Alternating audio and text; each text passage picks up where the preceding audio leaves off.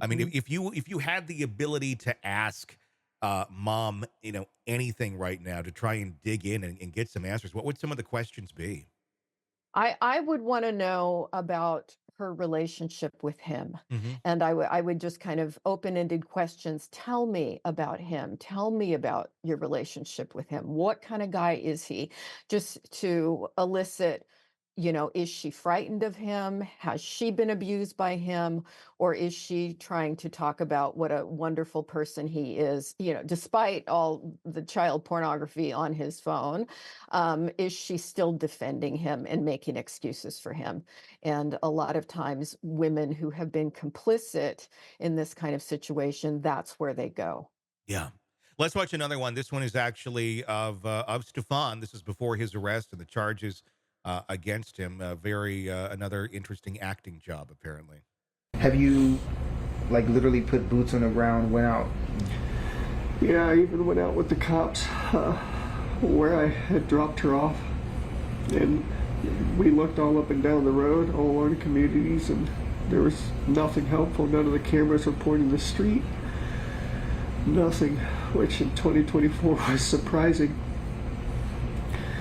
The church across the street had some cameras, and they mentioned seeing her waiting around in the parking lot for a while before moving on, and that was it. But it was grainy. It was grainy footage, and not much else. Does it seem like she walked west, east? Uh, they said in the direction of the school. I'm not sure what that is. So I guess the question of this elusive camera where they're seeing her walking, which they never did. No one saw this. Mhm, mhm, Um, is he just making this up? Just because mhm, it can all be cross-referenced. It can all be checked. mhm, mhm. Yeah, this is a guy who is not a very smart pedophile, and it's just the ability of many pedophiles to do tears and to, fake compassion, and it's really appalling. And that's my sense here is, wow, this guy is just really dangerous and really creepy. And I think probably for you and I to try to feign to try to fake a situation like this and talk our way through it with tears and all that. We can't imagine doing that. We can't imagine behaving that way. But pedophiles often do that. Do they think that they're just smarter than everyone else? I mean, I mean, if you're going to lie, don't say things that are going to be able to be proven as a lie. I mean, that's just a Right. very they said, who's they? And then you can go Yeah. back to the church. You can go back to wherever these cameras are that you're so surprised in 2024 aren't there or are there, whatever he's referencing.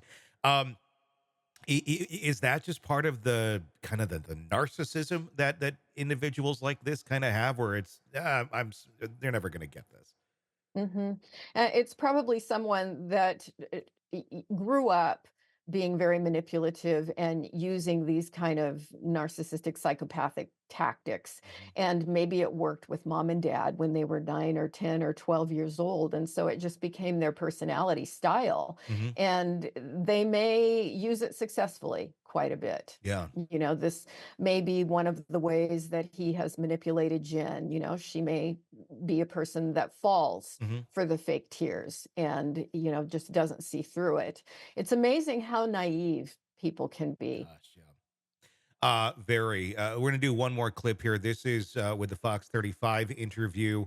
I don't know the order in which these took place. If it was the Channel 9 than Fox 35, but this is one where she seems a little more put together, if you will, a little more calm when being questioned. But the reaction to this question is very telling. Let's take a look. So as far as I know, they're conducting a search around the school. Behind the school, there's a Shingle Creek. There's a wooded path area that you could walk. It's a hiking path. They are going back there with their canine dogs. They've taken a piece of her clothing to see if they can trace her scent. Um, they're also taking their own vehicles. I'm not sure what type of vehicles, but they're going into the woods to search for her. Um, but I don't feel like that's going to find anything right now. We've had people all day on that trail sending us photos to see if anything there looks familiar, and like her personal belongings, and nothing is hers. So I'm not sure. I'm not sure where to go from here. I'm just contacting the news to get the word out, to get some help, because I'm desperate. I'm a wreck right now. It's funny. I'm a wreck right now, but you're not really exhibiting any of those behaviors of Mm-mm, being a wreck right mm-mm. now. And No. and who does that? Who, when you have an active investigation into your child being missing and you're dismissing where they're looking? I don't think they're going to find anything, right? Right. Yeah. Yeah, it's so weird, and the thing that popped into my head is it was like she could have been describing her workday, Yes. you know? I mean, if my kid were missing, I would I would have so much grief. I would have so much terror, and you just don't see that No. with her at all. It's like, here are the basic facts. This is what's going on. And I don't think they're going to find anything there because she's not there. Yeah. Well, I mean, and that as a fact of just not having any grief whatsoever, that's what really makes me wonder how much she knew about what Yeah. has been going on with her daughter for quite some time, Yes. has already Yes. processed all that grief, which, oh my God, Yeah. if one of us found out our kid was being molested by someone that we Mm. trusted, take death out of the equation. Uh, you would be livid. You'd be so torn Absolutely. apart. But she Absolutely. has no feeling of any of that here. Again, maybe Mhm. she was unaware technically at that Mhm. point in the timeline, but I don't know. It just really makes me feel like she already knew that she was Mhm. dead. She already knew that this abuse was going on, and she's already somehow made her peace with it. Mhm. Yeah, there's a rationalization process going on about this guy Hmm.